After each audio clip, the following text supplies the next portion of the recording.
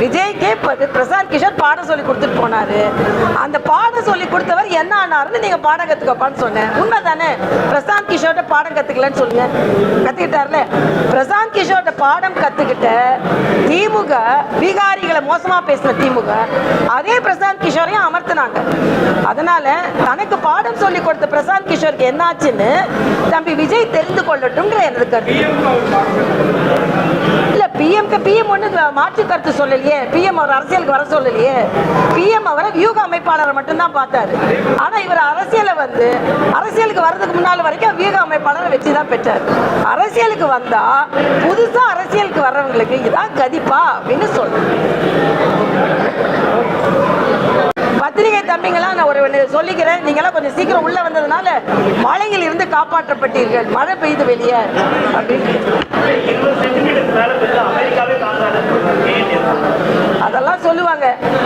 நீங்க அமெரிக்கா மாதிரி சிங்கப்பூர் மாதிரி ஆக்குறேன்னு சொன்னீங்க, ஆக்க முடியல. என்ன அமெரிக்காவை உதாரணத்துக்கு கொண்டு வந்து விட்டீங்க. அமெரிக்கா மாதிரி இல்ல, எங்க திராவிட அரசு அதை விட ஜாஸ்தியா நல்லா வேலை செய்யு சொல்லாம என்ன அமெரிக்காவுக்கு போயிட்டாங்க. அவங்க சிங்கப்பூரை ஆக்குவேன் சென்னைன்னு சொன்னது என்னாச்சு ஸ்டாலின்?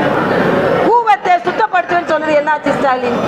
அதனால இன்னைக்கு 4000 கோடியை செலவழிக்காம போட்டு வாங்குறாங்க. மீனவர்கள்ட்ட இருந்து போட்டு வாடகைக்கு வாங்கினது போய் சென்னை மாநகராட்சி சொந்தமா போட்டு வாங்குறாங்களாம்.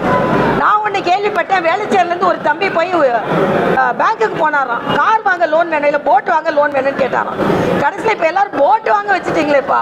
ஓட்டு வாங்கிட்டு போட்டை வாங்க வச்சுட்டீங்களே, அதான் எங்களோட கவலை. ஓட்டு வாங்குனீங்க, அதனால ஒழுங்கா வேலை செய்யுங்க, போட்டு வாங்க விடாதீங்க. இன்னொன்னு, அங்கீகரிக்கப்பட்ட கட்சிகளுக்கு ஒரு BLA 2 தான். 12 அங்கீகரிக்கப்பட்ட கட்சிகளுக்கு BLA 2 1 தான். ஆனா திமுக அதிகமாக BLA 2 போட்டுட்டு குழப்பம் ஏற்படுத்துகிறார்கள். தேர்தல் ஆணையம் எந்த அங்கீகரிக்கப்பட்ட கட்சியோட எந்த அங்கீகரிக்கப்பட்ட BLA 2 அவரை மட்டும்தான் பணிக்கும் பயிற்சிக்கும் கூப்பிடணும், அவரை மட்டும்தான் பணியாற்ற செய்யணும்னு நாங்கள் கண்டிப்புடன் கேட்டுக்கொள்கிறோம்.